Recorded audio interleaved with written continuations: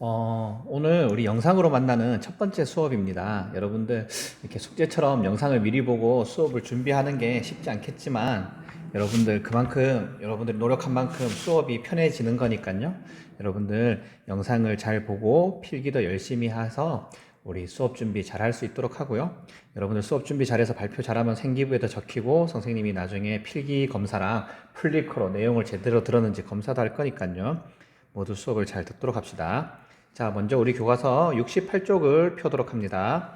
순서대로 안 가고 먼저 우리 곧 있으면은 우리 시 쓰는 수행 평가를 할 예정이거든요. 그래서 우리 시를 쓰는 수행 평가를 하기 위해서 먼저 시 작품부터 공부를 하기로 했어요. 그래서 우리 쉽게 씌어진 시부터 공부할 테니까요. 여러분들 참고하기 바랍니다. 그러면 다들 교과서 68쪽 폈으면 수업 시작하도록 하겠습니다. 자, 쉽게 씌어진 시 윤동주. 우리 윤동주 시인의 쉽게 씌어진 시는 우리 여러분들 1학년 때 자아상에서도 배웠을 거예요. 일제강점기 때 저항했던 저항 시인이죠. 일제 저항하다가 결국 일제에 잡혀가서 이렇게 생체 실험을 당하다가 돌아가시는 비극적인 삶을 살다 가신 분이죠. 그래서 우리 작품을 해석하는 방법에는 크게 4가지 방법이 있어요.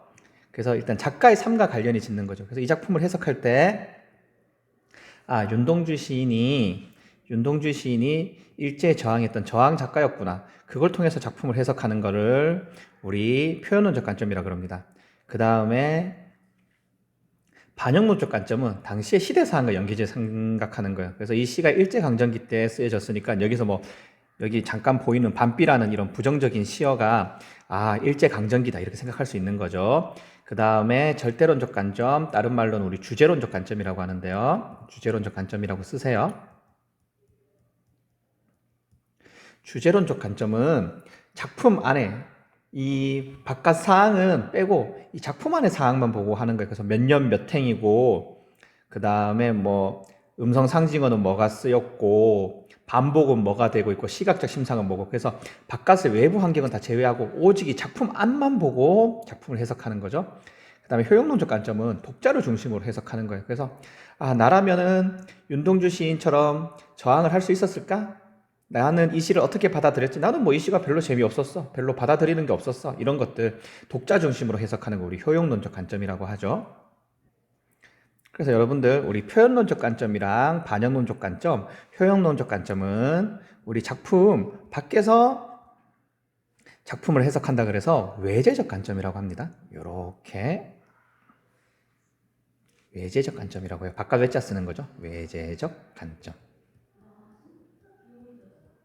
그 다음에 절대론적 관점은 작품 앞만 보고 작품을 해석하는 거죠. 그래서 우리 다른 말로 내재적 관점이라고 합니다. 그러면 우리 본격적으로 작품을 살펴보도록 합시다. 창밖에 밤비가 속살거려. 밤비는 여기서 시간적 배경, 밤이라는 걸 알 수 있는 거죠. 지금 시간적 배경은 밤이라는 걸 알 수 있습니다. 근데 여기서 밤비가 단순히 시간적 배경을 나타내는 게 아니라 밤이 보통 우리 약간 어둡고 약간 부정적인 시어로 많이 쓰이죠. 그래서 우리 시대적 배경과 생각해 보면은 여기서는 암울한 시대 현실, 일제강점기 시대 현실이라는 걸 알 수 있죠. 이렇게 시대 현실과 배경지어 작품을 해석하는 거 우리 반영론적 관점이라고 배웠습니다. 육첩방은 낭의 나라. 육첩방은 밤비가 시간적 배경이었다면 육첩방은 공간적 배경이 되겠죠. 그래서 일본식 다다미 방이고요. 낯설고 구속적인 삶을 강간. 내가 익숙한 이렇게 조선 땅이 아니고 한국 땅이 아니고 지금 이 사람은 일본에 있다는 거죠. 그리고 남의 나라, 우리나라가 아니고 일본에 있다는 거죠. 그래서 일제강점기를 알 수가 있습니다. 자, 여러분들 이런 거를 육첩방이라고 하는데요. 지금 보이는 거를 육첩방이라고 하는데 일본식 다다미 방이죠. 그래서 일본이 굉장히 날씨가 습하기 때문에 이런 육첩, 일본식 바둑판은 빼고요. 요거죠. 이렇게 일본식 다다미 방을 지프로 만든 이런 다다미 방을 많이 썼다고 해요. 시인이랑 슬픈 천명인 줄 알면서도 한 줄의 시를 적어볼까? 자, 천명이란 건 뭡니까? 하늘 천자에 운명 명자죠. 그래서 하늘이 주신 운명이라는 거죠. 근데 왜 슬퍼? 이 당시가 일제강점기였기 때문이죠. 일제강점기 때 적극적으로 저항하지 못하고 이렇게 시나 쓰는 자신의 현실을 슬픈 천명이라고 표현하고 있는 거죠. 자, 그래서 한 줄 시를 적어볼까 하면서 이제 자기가 슬픈 천명, 저항하지 못하는 것에 약간 슬픔을 느끼면서도 그래서 자신의 역할인 시쓰기를 이제 하려고 합니다. 땀내와 사랑내 담긴 봉투를 받아, 보내주신 학비 봉투를 받아 대학 노트를 끼고 늙은 교수의 강의를 들어가기 시작한다. 그래서 현실 문제를 해결하는데 전혀 도움이 안 되는 이런 지식을 들어간다는 거죠. 그래서 무기력하고 소극적인 현실자의 구체적인 모습을 대학교 강의를 듣는 걸 통해서 제시하고 있습니다. 그래서 당시에 이 하자가 굉장히 좀 자신의 무기력함과 소극적인 거에 부끄러움을 느꼈는데 일본에 유학을 가기 위해서 윤동주 시인이 창시 개명을 하게 돼요. 거기에 대해서 엄청난 좀 심적 부담감을 느꼈다 그러죠. 그래서 그 부담감을 느끼면서 쓴 시라고 생각이 돼요. 그렇지만 나중에는 자신에 대한 반성을 통해서 적극적으로 일본에 저항하고 나중에는 일본에 이렇게 감옥 생활을 하다가 생체 실험을 당해서 돌아가시게 되는 비극적인 운명을 겪게 되는 거죠. 생각해보면 어릴 때 동물을 하나둘 잃어버리고 동무들이 어디 군대에서 끌려가서 죽고 독립운동하다 죽고 그 다음에 일본이 워낙 심하게 농토도 뺏고 돈도 뺏고 하니까 중국이나 러시아 쪽으로 이렇게 이민을 간 친구도 있다는 거죠. 그래서 상실감을 느끼고 있습니다. 나는 무엇을 바라? 나는 무엇을 바래서 현실적 자죠. 현실의 나죠. 그래서 소극적이고 무기력한 현실의 나는 무엇을 바라서 홀로 침전하는 것일까? 침전한다는 게 가라앉는 거죠. 그래서 무기력한 삶의 모습. 나는 왜 이렇게 무기력하게 사는 것인가? 자신에 대한 반성이 들어있는 거죠. 인생은 살기 어렵다던데, 그래서 일제강점기의 힘든 현실을 표현하고 있는 거죠. 일제강점기의 힘든 현실을 표현하고 있고요. 시가 이렇게 쉽게 지어지는 것은 부끄러운 일이다. 아까와 마찬가지 부정적 현실에 적극적으로 저항하지 못하고 무기력하고 소극적인 자신의 모습을 이렇게 좀 부끄럽게 생각하는 거죠. 육첩방은 나는 나라, 창밖에 밤비가 속삭이는데 1년의 변조적 반복이죠. 1년에서는 자, 이게 1행이었고 이게 2행이었는데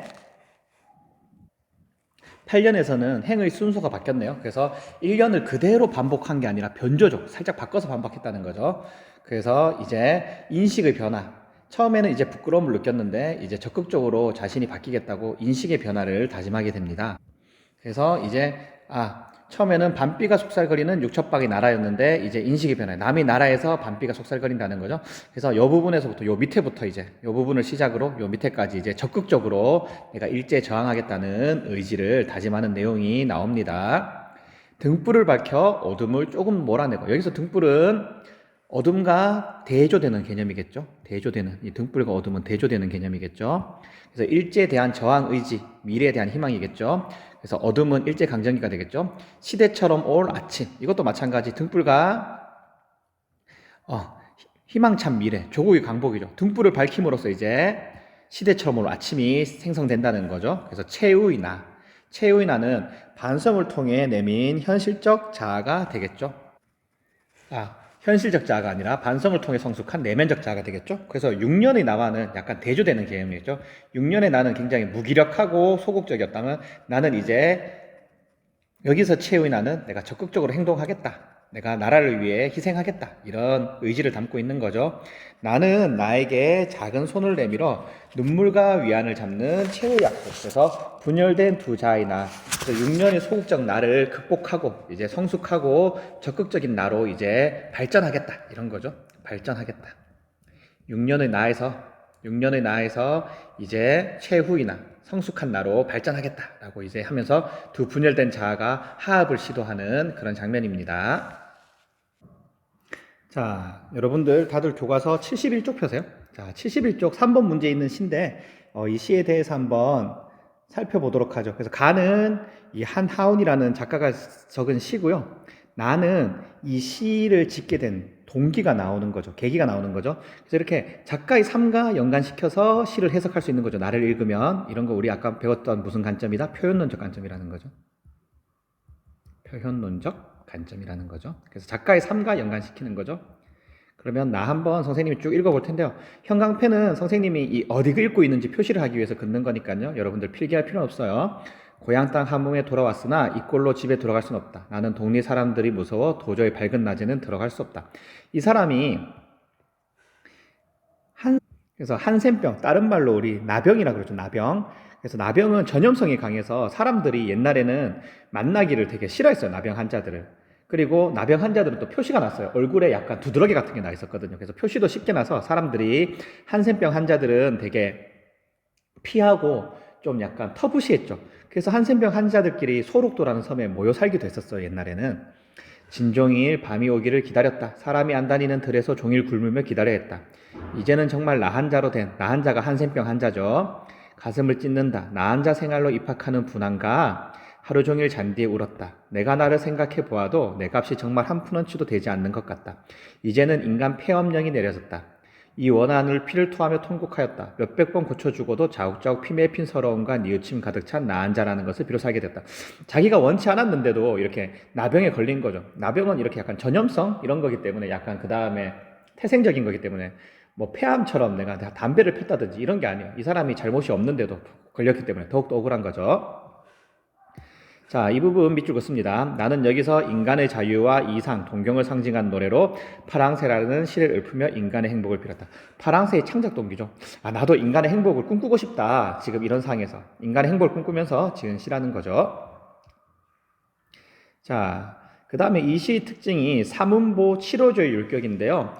음보는 끊어읽기의 단위예요. 끊어읽기. 그래서 여기서 뭡니까? 세 번 끊어 읽는다는 거죠. 어떻게? 나는 죽어서 파랑새 되어. 그래서 삼음보라는 거죠. 이연도 마찬가지. 푸른 하늘 푸른들 날아다니며. 3년도 마찬가지. 푸른 노래 푸른 울음 울어 예으리. 이렇게 세 번 호흡을 해서 한 년당 세 번 호흡을 해서 세 번 끊어 읽는다는 거죠. 그 다음에 7호조의 율격은 뭐냐 하면은 글자 수가 7호조 7글자 5글자라는 거죠. 글자 수가 7글자 5글자라는 건데 물론 플러스 마이너스 한 글자 정도는 돼요. 그래서 나는 죽어서 7글자죠. 파랑새 되어 5글자. 그 다음에 푸른 하늘 푸른들 7글자죠. 날아다니며 5글자죠. 그래서 여기 7호조 삼음보 율격인데 이게 민요적 율격이라. 왜 민요적 율격이라 그냥 우리 아리랑 볼까요? 아리랑 아라리요. 세 번 끈을 넣는 거죠. 아리랑 고개를 넘어간다. 세 번 끊어 읽는다는 거죠. 그 다음에 글자 수도 보면은 여기 보면은 6글자인데 플러스 마이너스 한 글자 괜찮다 그랬죠? 4글자인데 플러스 마이너스 한 글자 괜찮다 그랬죠? 6글자인데 플러스 마이너스 한 글자 괜찮고 넘어간다. 4글자인데 플러스 마이너스 한 글자 괜찮다. 그래서 보통 우리 민요가 삼음보 7호조 율격으로 쓰였기 때문에 시에서도 삼음보 7호조가 쓰이면 우리 민요적이라고 한다는 거예요. 그래서 이런 비슷한 음보나 비슷한 글자 수를 반복함으로써 리듬감을 형성하는 거죠. 그래서 똑같은 음보를 반복한다. 우리 이거 유식한 말로 음보율이라 그랬고요. 글자 수를 반복해서 리듬감을 형성하는 거 우리 유식한 말로 음수율이라 그랬어요. 자, 그 다음에 그래서 여러분들 이 둘 중에 하나만 있으면 삼음보만 있어도 우리 민요적 율격이라고 볼 수 있고요. 7호조만 있어도 민요적 율격이라고 볼 수 있습니다. 그러면 시에 대한 대략적인 설명이 끝났으니까 선생님이 전체적인 시 해석을 한번 해보도록 하죠. 나는 반복을 통해서 강조죠. 의지를 다지는 거죠. 의지를 강조하는 거죠. 죽어서 파랑새 되어. 파랑새가 고통에서 벗어난 자유로운 존재죠. 하늘을 자유롭게 나니까요. 푸른 하늘 푸른들 날아다니며 푸른 노래 푸른 울음소리 울어예리. 그래서 푸른이라는 통에 자유로운 삶에 대한 하자의 소망을 시각적으로 드러낸 거죠. 그리고 푸른을 반복함으로써 리듬감을 형성하고요. 그 다음에 이거 시각적 심상이 쓰이고 있는 거죠. 그래서 푸른이 이렇게 이 사람이 꿈꾸는 자유의 상징적인 색인 거죠. 나는 죽어서 뭐가 되고 싶다고 또 반복을 통해서 강조하고 있죠. 파랑새 대리 이거 1년과 똑같죠. 그래서 이거 수미 상간 다른 말로 수미 쌍간이라 그러죠. 그래서 첫년이나 끝년 첫행이나 끝행이 같거나 유사한 걸 우리 수미 쌍간이라 그럽니다. 그래서 이 사람은 반복을 통해서 지금은 내가 한센병에 걸려서 밖에 출입이 쉽지 않는데 내가 좀 자유롭게 밖에 출입을 하고 싶다는 걸 파랑새에 빗대어서 이렇게 표현을 하고 있는 그런 시입니다. 문제는 수업 시간에 다 같이 풀어보도록 하죠. 다들 고생 많았어요. 자, 그럼 우리 이제 워크북 21쪽을 펴도록 하죠. 자, 쉽게 쓰여진 시, 자유시, 자유로운 형식으로 하자의 정서를 표현하는 거죠. 그 다음에 반성적, 뭐 반성적이었죠? 자기 소극적인, 일제 소극이 아니고 소극적이죠. 일제 강점기에 시를 쓰고 있는 적극적으로 저항하지 못하는 거. 하지만 나중에 다시 자기가 저항하겠다고 의지를 다지죠. 마지막 부분에서. 자, 그 다음에 제재랑 주제는 각자 읽어보도록 하고요. 그 다음에 밝음, 등불이죠. 그 다음에 뭐 어둠은 밤비, 이런 것들이 있었죠. 자, 그 다음에 넘어가고요. 현실적 자, 소극적이고 무기력한 현실적 자와 그 다음에 적극적이고 제한적인 내면적 자가 대립했다가 나중에 악수를 함으로써 화해하고 결국 적극적으로 나아가기로 이렇게 의지를 다지는 거죠. 그런 내용이 나옵니다. 강연의 중심 생각은 각자 읽어보도록 하고요. 자, 시적 하자의 정서의 태도. 그래서 자, 처음에 1년에서 4년까지는 좀 자신의 소극적인 모습을 부끄러워하죠. 5에서 7년에서는 이제 자신을 반성적으로 성찰하고요. 마지막 8에서 10년에서는 현실 극복 의지를 보입니다. 그래서 8년은 갈등이 했다가 이제 화해를 하면서 적극적으로 의지를 다지는 거죠. 자, 작가와 작품의 관계는 각자 읽어보도록 하고요. 시어와 식구의 의미, 이거 시어가 사전적 의미 외에 다른 의미가 있는 거죠. 이런 거 우리 유식한 말로 뭐라 그런다? 상징이라 그러죠. 상징적 의미 외에 다른 의미를 내포하고 있는 거죠. 자, 이거 아까 설명했던 거니까 다 각자 한번 읽어보도록 하고요. 그 다음에 제목 쉽게 쓰여진 시는 내가 이렇게 일제강점기의 암흑한 상황 속에서 시를 쉽게 쓰여진다는 게 참 부끄럽고 반성을 느낀다, 이런 의미죠. 자, 그 다음에 활동 속 작품, 여러분들 워크북에는 제대로 적혀있을 것 같은데 선생님 워크북에 잘못 적혀있네요. 한하운의 우리 교과서 71쪽에서 배웠던 거죠. 페이지 71쪽에서 배웠던 거죠. 한하운의 나의 슬픈 반생기죠. 이 나병 환자가 푸른 새처럼 자유를 꿈꾸는 거죠. 나의 슬픈 반생기죠. 혹시 여러분들 워크북에 잘못 적혀있으면 좀 고쳐주세요. 그래서 자유로운 형식으로 하자의 정서, 자유를 꿈꾸는 정서를 표현한 거고요. 민요적, 아까 설명했죠. 사문보 3번 끊어 읽고 글자 수가 7글자, 5글자, 플러스 마이너스 1글자. 그 다음에 애상적은 가슴 아프다, 이런 뜻이에요. 그 다음에 선명한 색彩심사, 파란색이었죠. 그 다음에 반복과 푸른을 반복하고 있죠. 수미 상간, 천년과 끝년이 같거나 유사한 거였죠. 자, 이번에 우리 쉽게 씌어진 수의 시에 대한 수업은 여기까지입니다. 여러분들 고생 많았고요. 선생님이 수업 시간에 문제 같이 풀 시간 주고 문제 풀고 발표도 시키고 그 다음에 필기도 검사할 테니까요. 다들 준비 잘해서 수업을 맞이할 수 있도록 합시다. 다들 고생 많았어요. 고마워요. 자, 여러분들 우리 이번 시간에는 어부사시사라는 작품을 할 건데요. 다들 교과서 27쪽을 펴세요. 자, 27쪽 보면 여기 어부사시사 해가지고 어부사시사가 뭐냐면은 어부가 사계절에, 낚시하는 어부가 사계절에 대해서 쓴 글이거든요. 그래서 이 작가가 누구냐? 여러분들 중간쯤에 보면 윤선도라고 나와 있죠. 여기 윤선도. 이 윤선도 아저씨가 교과서 27쪽 합니다. 윤선도 아저씨가 벼슬을 하다가 이제 벼슬에서 물러나서 이렇게 물고기를 잡으면서 이렇게 즐기는 삶을 산 거예요. 그래서 이런 즐기는 삶을 사는 것에 대해서 자연과 함께하는 삶을 즐거움을 쓴 시죠. 그래서 어부가 사계절에 대해서 쓴 시다. 그래서 이 사람이 지금 보길도라고 전라남도 저 남쪽 끝에 있는 섬이 있어요. 제주도랑 굉장히 가까워 있는 남쪽 끝에 있는 섬이 있는데 그 섬에서 서울에서 이제 보길도라는 섬으로 간 거죠. 그래서 벼슬에서 물러나서 자연과 함께 알면서 이렇게 물고기 잡고 이런 사는 삶이 너무 행복하다. 그리고 이 보길도 이 사계절이 너무 아름답다. 그래서 이 사계절에 대해서 아름다움을 노래한 그런 시라는 거 참고하고 넘어가도록 하죠.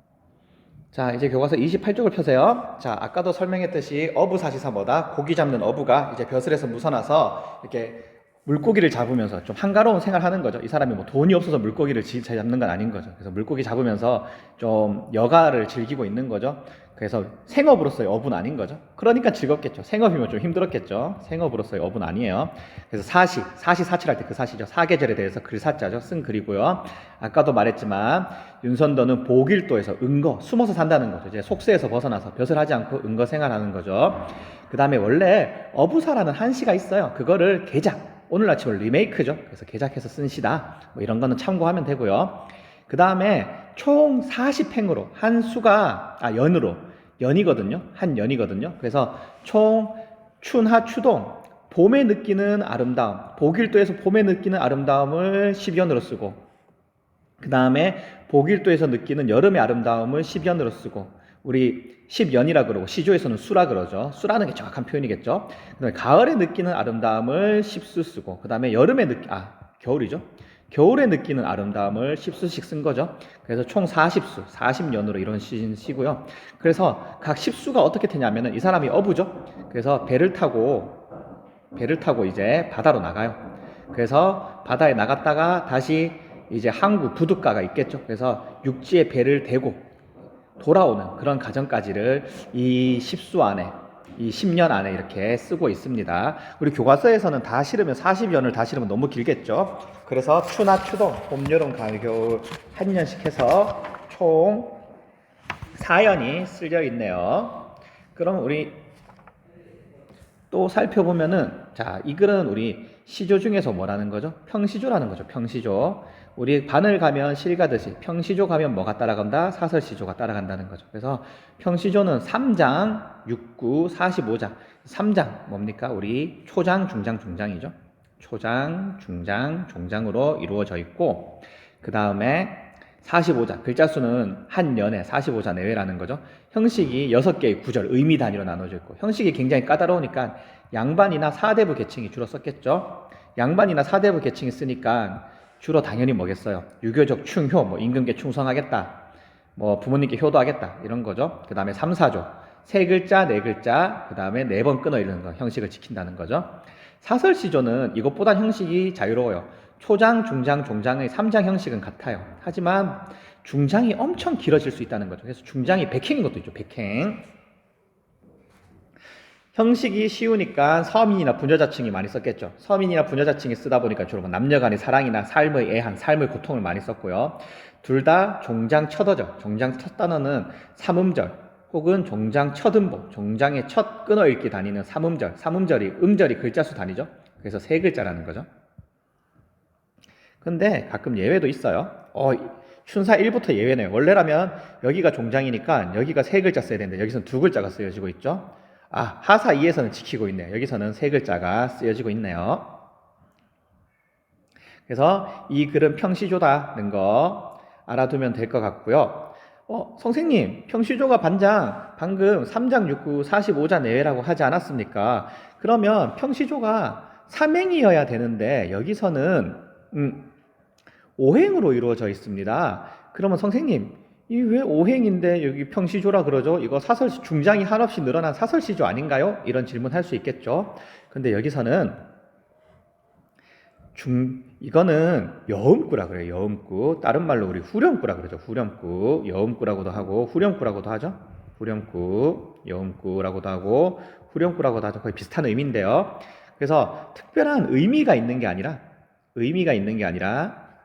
어떤 시적 의미가, 이 시와 관련된 의미가 있는 게 아니라 어떤 운율을 형성하기 위해서 반복적으로 쓰는 거죠. 운율 형성을 위해서 반복적으로 쓰이는 거죠. 그래서 이 자체가 딱히 이 시와 연관되는, 이 시에서의 주제 형성에 도움이 되는 그런 의미가 있는 건 아니에요. 그냥 운율을 형성을 위해서 이렇게 쓰이고 있다는 거 이해하면 되겠고요. 자, 사행의 지국청 어사와는 노젓는 소리죠. 노젓는 소리, 여음구. 두 번째는 노젓는 소리인데 어떻게 노젓는 소리? 어기어차, 찌그덩 어기어차를 한자어로 이렇게 한자로 쓰다 보니까 지국청 어사가 된 거죠. 그래서 이거는 매연에 사행이 반복돼요. 그래서 총 몇 번 반복되죠? 40번 반복됩니다. 그 다음에 이행의 여음구 있죠? 이행의 여음구, 다른 말로 후렴구라 그러죠. 이행의 여음구, 다른 말로 우리 후렴구라고 하는데, 이거는 조금 내용이 달라요. 조금 내용이 다른데, 여기 보면 적을 필요 없어요. 이거는 적을 필요 없고 참고만 하세요. 자, 이행의 후렴구는 배의 출항에서 배의 기항까지의 과정을 나타낸다. 그래서 뱉더라. 우리 교과서에는 춘사일에는 뱉더라가 나와 있죠. 그래서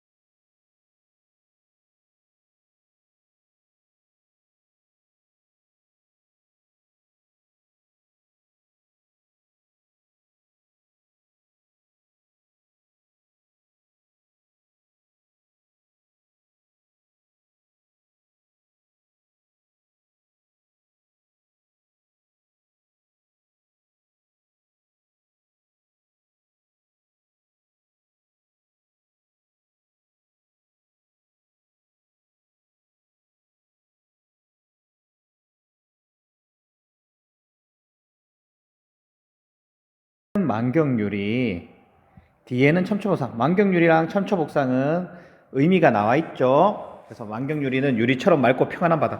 바다에 눈이 쌓이니까 반짝반짝 빛이 나죠. 햇빛을 받으니까. 그 다음에 첨초복상은 옥이 하얀색 보석이죠. 하얀색 보석. 옥이 하얀색 보석이죠. 그래서 산에 눈이 쌓인 모습이 하얀색 옥같이 천겹의 옥이 쌓인 옥이 쌓인 산 같다. 그런 의미고요. 그 다음에 신선 세계인가 불교 세계인가. 인간의 세계가 아니로다. 이 보길도에서 이 겨울의 모습이 인간의 세계는 아니고 그를 뛰어넘는 신선 세계 같고 불교의 극락 세계 같다는 거죠. 그래서 자연 속 삶에 대한 만족감과 속세를 벗어난 가치관이 드러납니다. 자, 다들 교과서 32쪽 풀고요. 학습활동 3번 우리 박목월 시인의 청노루 시를 한번 살펴보도록 하죠. 먼 산, 원래는 이게 표기법의 표준어에 어긋난 거죠. 먼 산이죠. 먼이란 단어는 없죠. 근데 시적으로 운율을 형성하기 위해 맞춘 거죠. 청운사는 절사자죠. 여기 절사자고, 그 다음에 구름 운자랑 푸른 청자죠. 그래서 푸른 구름의 절이라는 거죠. 푸른 구름이 있는 절. 푸른 구름절.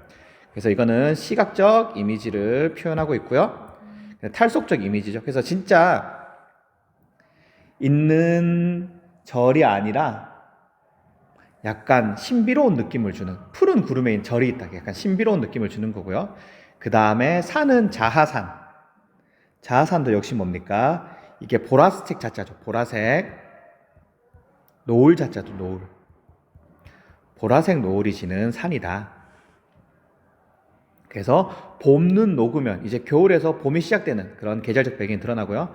둘 다 약간 시각적 이미지를 통해서 푸른색 시각적, 그 다음에 보라색, 자주색 시각적 이미지를 통해서 여기 탈속적 이미지와 한상적 이미지를 주네요. 보라색, 선생님 잘못 표현했네요. 보라색이 아니라 자주색이죠. 자주색. 약간 자주색이랑 보라색이랑 선생님이 자주 헷갈려요. 미안해요. 이것도 마찬가지 뭐다? 실제로 존재하는 산은 아니고 약간 한상적인 느낌을 주기 위해서 이렇게 쓰인 거죠. 그래서 둘 다 푸른색 시각적 심상, 자주색 시각적 심상, 둘 다 약간 속세를 벗어난 현실적 이미지는 아니고 약간 한상적이고 탈속적 이미지를 주는 거고요. 이것도 마찬가지 우리 7호조 율격의 사문보, 민요정 율격이 쓰이고 있습니다. 그래서 여기 보면 3번 끊어 읽죠. 먼 산 청운사, 낡은 기아집, 그 다음에 산은 자산, 이렇게 산은 자산, 봄눈 녹으면 3번 끊어 읽고요. 그 다음에 글자 수도 7글자, 5글자, 7글자, 5글자 이렇게 되죠. 그래서 둘 중에 음보가 반복되니까 음보율은 3음보, 7호조가 반복되니까 음수율은 7호조다. 그래서 둘 중에 하나는 있으면 우리 민요정 율격이라 그랬죠. 그리고 민요정 율격은 우리 지난 시간에 교과서 71쪽 3번에 있었던 슬픈 반생기에도 나와 있었죠. 그 다음에 느릅나무 속잎 피어가는 12구비를 구비구비, 이렇게 구비구비 이렇게 휘어있는, 꺾여있는 걸 말하는 거죠. 길을 말하는 거죠. 청노루 맑은 눈에, 청노루는 순수한 존재를 뜻하는 거고요. 도는 구름은 속세를 벗어난 탈속적 이미지, 탈속이 속세. 그러니까 우리가 사는 인간 세계, 복잡한 세계를 벗어난다는 거죠. 자, 그 다음에 강연이 모두 이행으로 이루어져 있죠. 그럼으로써 형태적 안정감도 두고, 그 다음에 똑같은 규칙으로 반복되고 있으니까요. 통일성과 안정감도 주고 있습니다. 통일성과 안정감도 주고 있는 거죠. 그 다음에 이 시에서 가장 중요한 거는 하자가 시선의 이동을 통해서 쓰고 있다. 그래서 원경, 아주 멀리 있는 거죠. 그 다음에 근경, 가까이 있는 거. 그래서 멀리 저 산 끝에 있는 청운사에서 그 다음에 자하산, 산으로 보고, 그 다음에 가까이 있는 느릅나무, 더 가까이 있는 청나무, 그 다음에 그 노루의 눈에 비친 구름, 이렇게 해가지고 시선의 이동이 멀리에서 가까이에, 노루의 눈으로, 결국에는 저 산에서 가까이 있는 노루의 눈까지 온 거죠. 그래서 이런 거를 멀리 있는 걸 원경, 가까이 있는 걸 근경이라고 합니다. 자, 그러면 여러분들, 우리 모두 워크북 15쪽을 피도록 하죠. 어부사시사부터 보도록 하죠. 연시죠. 연시조 1040연으로 이루어져 있다는 거죠. 그래서 연이 있는 시조를 40연이라 그러고 연시조라 그러고 풍류는 자연을 즐기는 거죠. 자연 즐긴다. 자연을 즐기니까 당연히 자연 친화적이겠죠. 자연을 즐김. 뭐 제재랑 주제는 읽어보도록 하고요. 그 다음에 시간의 흐름에 따라 봄, 여름, 가을, 겨울, 추나 추동이죠. 그 다음에 대꾸법, 은유법, 반복법. 반복법은 우리 이행과 사행이 반복되고 있었죠. 지국정, 지국청, 어사화. 그 다음에 여음구를 배치하여 이행과 사행에 여음구를 배치하고 있죠. 자, 그 다음에 대꾸법과 은유법은 우리 같은 표현이 쓰인 문장인데 한번 찾아보죠. 동사의 중장 보면은 앞에는 동사의 중장에 앞에는 만경유리, 뒤에는 청겨복산 있죠. 은유법이 뭐예요? A는 B다죠. A는 B다. 여기서 앞은 만경유리다. D는 천처복산이다. A는 B다. 이렇게 돼 있어서 은유법이 쓰이고 있고요. 마찬가지 유사한 문장 구조를 통해서 대꾸를 이루고 있는 거죠. 앞에는 뭐뭐, 뒤에는 뭐뭐 이래가지고 유사한 구조를 통해서 서로 호응하는 대꾸를 이루고 있습니다. 유사한 문장 구조인 거죠. 자, 넘어가고요. 자, 이거 작품의 구성도 각자 한번 읽어보고 오타 났네요. 속세를 써나가 아니라 속세를 떠나죠. 시상의 전개 흐름 방식은 시간의 흐름에 따라서 하고 있다. 그래서 계절의 방식, 추나 추동이고요. 그 다음에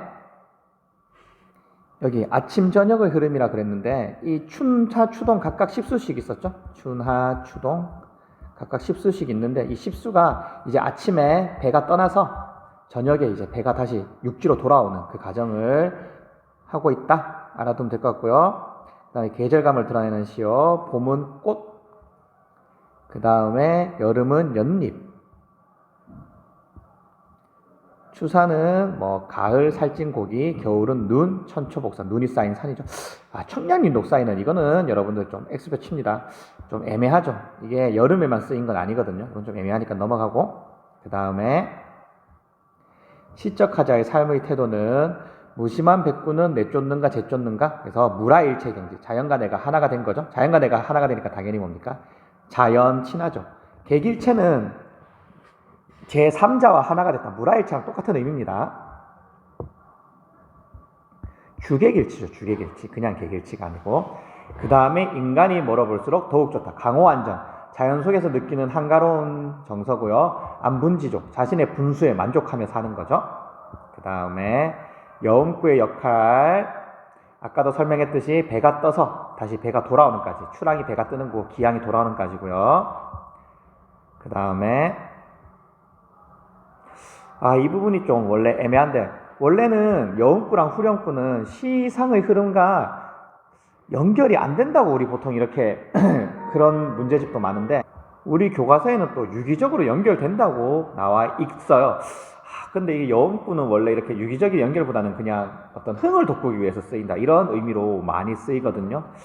그래서 그냥 유기적으로 유기적으로는 빼고 그냥 시상의 흐름을 정연하게 나타내고 있다. 어쨌든 배가 이 가을에 이 사람이 어부로서 살면서 바다에서 사는 자연의 아름다움을 나타낸 거니까 이 배가 출항하면서 기항까지를 통해서 시상의 흐름을 나타내고 있다. 이렇게만 하면 되겠고 시의 의미와 선생님이 솔직히 그렇게 막 연결된다는 거는 모르겠어요. 그냥 요거는 배가 떠서 돌아오는 거고 어부사시사 자체는 그냥 자연의 아름다움을 이렇게 쓴 거거든요. 자, 넘어가고요. 중장과 종장 사이 여음구. 이거는 노젓는 소리 의성어였고 그래서 사실감을 전개하는 거죠. 실제로 노젓는 소리를 해서 그 다음에 찌그덕찌그덕 어기가 참 신나죠. 그래서 흥취를 돋구고 그래서 리듬감, 통일성, 안정감, 생동감을 준다. 같은 위치에 반복되니까요. 자, 그 다음에 우리 박무골의 총노릇 교과서 32쪽에서 배웠죠. 자유롭군 형식으로 하자의 정서를 나타내고 있고 서경은 자연이나 경치를 표현하는 거죠. 그 다음 묘사, 간조는 사물이나 현상을 관찰해서 이렇게 관찰한 후 뭐 생각이나 느낌을 쓴 거죠. 하자가 직접 참여하진 않아요. 그래서 내가 축구하는 걸 보고 생각이나 느낌을 쓴 건 간조죠. 내가 직접 축구를 하면 간조가 아닌 거예요. 그 다음에 특징은 동적 이미지. 청노루, 구름은 좀 애매하니까 빼고 동적 이미지, 청노루랑 정적 이미지, 청운사랑 자아산이 있다. 그 다음에 원경, 멀리 있는 이 청운산에서 가까이 있는 노루, 청노루까지. 그 다음에 청노루의 눈에 비친 구름까지 쓰고 있고요. 그 다음에 시행을 짧게 배열하고 명사로 시를 종결하고 있다. 그래서 구름, 기와집, 사물의 이름으로 시를 종결하고 있다는 거죠. 자, 여러분들 오늘 수고 많았고요. 수업 여기까지 하도록 하죠. 다들 고생 많았고 필기 검사하고 플릭할 거니까요. 혹시 잘 이해 안 되는 친구들은 영상을 다시 한번 보든지 인터넷이나 등을 통해서 관련 자료를 한번 찾아보면서 수업 준비를 하면 좋을 것 같아요. 수고 많았어요.